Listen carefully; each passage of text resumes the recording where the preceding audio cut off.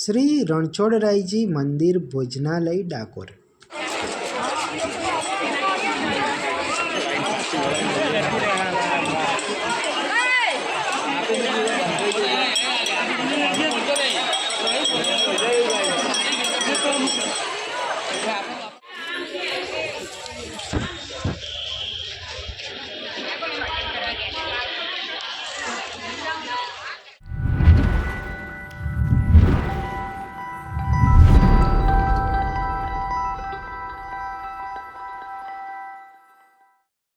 નમસ્કાર મિત્રો, હું અવિનાશ આજે આપને ફરીથી લઈને આવી ગયો છું ડાકોરમાં। ડાકોરની અંદર આપણે શ્રી રણછોડરાયજી મહારાજના મંદિર ટ્રસ્ટ તરફથી ચાલતું ભોજનાલયની મુલાકાત કરવાના છે અને આ ભોજનાલય ટોટલી વિનામૂલ્યે ચલાવવામાં આવે છે। મિત્રો, અહીંયા જે શ્રી રણછોડરાયજી મહારાજનું જે મંદિર છે એ મંદિરના ટ્રસ્ટ દ્વારા જ અહીંયા સંચાલન કરવામાં આવે છે। તો આ મંદિરના ટ્રસ્ટ દ્વારા સંચાલન કરવામાં આવતું વિનામૂલ્યે ભોજનાલયનું ચાલો તમને બતાવું કે એ કઈ જગ્યા પર આવેલું છે। તો શ્રી રણછોડરાયજી મહારાજનું જે મંદિર છે ત્યાંથી થોડાક જ મીટરના અંતરે શ્રી રણછોડરાયજી મહારાજ મંદિરનું ગૌશાળા આવેલી છે અને આ ગૌશાળાની બાજુમાં જ આવેલું છે આ ભોજનાલય, જ્યાં તમને આ રીતેનું બોર્ડ પણ જોવા મળશે, જેથી દરેક પદયાત્રીને સરળતાથી મળી રહે કે આ કઈ જગ્યાએ આવેલું છે। અને હા, આ ભોજન પ્રસાદીનું આપણે તમને અંદરથી મુલાકાત કરાવીશું। મિત્રો, તમે પહેલી વાર જ અમારી ચેનલ પર આવ્યા હોય તો ચેનલને જરૂરથી સબસ્ક્રાઈબ કરી લેજો।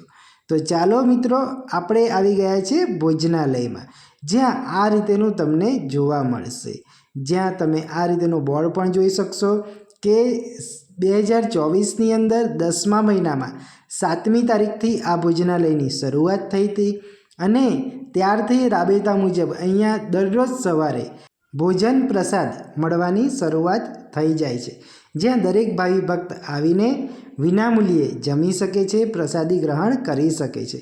તમે જોઈ શકો છો મિત્રો કે કેટલી વિશાળ માત્રામાં અહીંયા ભાવિ ભક્તો આવે છે।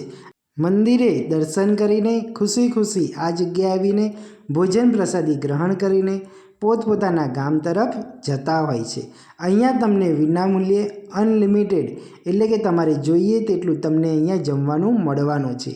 આ એક અનલિમિટેડ ગુજરાતી થાળી છે, પરંતુ હા, એ વાતનું જરૂરથી ધ્યાન રાખવાનું છે કે આ જે ભોજન છે તેનો સહેજ પણ બગાડ ન થાય।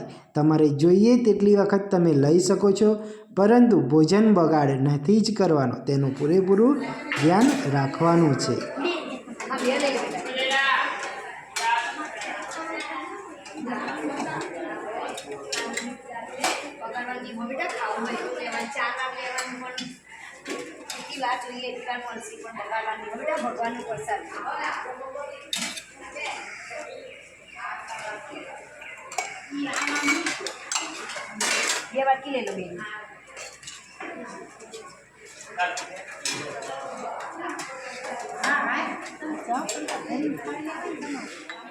તો ચાલો હવે હું આપને બતાવું કે આજના ભોજન પ્રસાદીમાં શું છે। તો અહીંયા ગુજરાતી થાળીની અંદર આપને મળી રહ્યું છે જે ગુજરાતી ખીચડી કહે છે તે તમને મળી જશે। તેના પછી ચલો જોઈએ કે બીજું શું છે આજનું મેનુ। તો તેમાં તમને આજના મેનુમાં જોવા મળી રહ્યું છે મગની દાળ, જે કઠોળ પણ કહેવાય છે, અને તેના પછી તમને કઢી પણ મળવાની છે, એટલે ખીચડી, કઢી ને શાક, અને હા, છાશ તો છે જ। આ રીતે તમને અહીંયા ગુજરાતી થાળી મળી જશે અને અહીંયા નીચેનું તમે ફ્લોરિંગ પણ જોઈ શકો છો, એકદમ નીટ અને ક્લીન સ્વચ્છતાવાળું રાખવામાં આવે છે। અહીંયા દરેક ભાવિ ભક્ત નીચે બેસીને જ જમવાનું હોય છે। અને હા, આ ડાકોર ભોજનાલયનો વિડીયો તમારા મિત્ર અને ફેમિલી સર્કલમાં જરૂરથી શેર કરજો, જેથી દરેક ભાવિ ભક્ત સુધી ડાકોર ભોજનાલયનો વિડીયો પહોંચી જાય અને કોઈકને તો આ ઉપયોગી બની શકે। મિત્રો, અહીંયા મળતી આ જે ગુજરાતી થાળી છે તેની અંદર તમે જોઈ શકો છો કે તમને કઠોળ, ખીચડી, કઢી, છાશ એમ દરરોજ કંઈક અલગ અલગ ગુજરાતી થાળી મળતી રહે છે, ભોજન પ્રસાદી મળે છે। મારું ટ્રસ્ટ ચાલે છે અને સેવા હું કરું છું. આજે 1 વર્ષ પૂરું થવા છે. 7-10 ચાલુ કર્યું છે અને વૈષ્ણવો માટે પ્રસાદી ચાલુ છે. જય રણછોડરાય ભગવાન કી જય હો. મિત્રો, તમે અમારી ચેનલને સબસ્ક્રાઈબ ના કરેલી હોય તો જરૂરથી સબસ્ક્રાઈબ કરી લેજો. અમે આવા જ વિડીયો તમારી માટે લાવતા રહીશું. અને નીચે કમેન્ટમાં જય રણછોડ જરૂરથી લખજો.